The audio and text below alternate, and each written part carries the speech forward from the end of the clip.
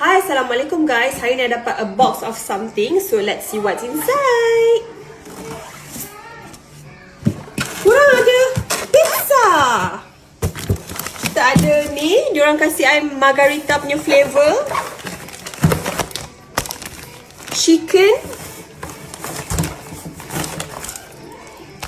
chili, wow, and beef pepperoni.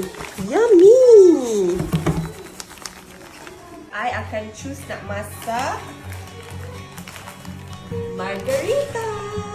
Jom. Kita akan defrost selama 10 minit.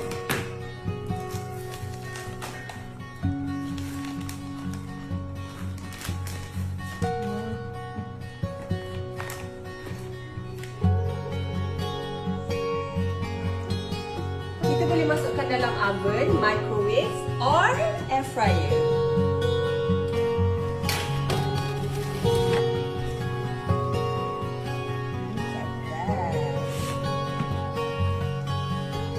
Actually dekat atas ni is melted cheese. I letak dalam oven lama because I nak bagi garing sikit. Look at this. Okay, sekarang kita dah bakar semua. Kita nak rasa papas pizza ni macam mana rasa dia.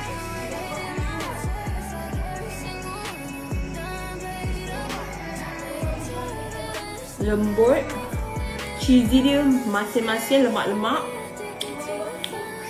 dan chewy, sedap gila. Korang kena try, dapatkan, okay? Link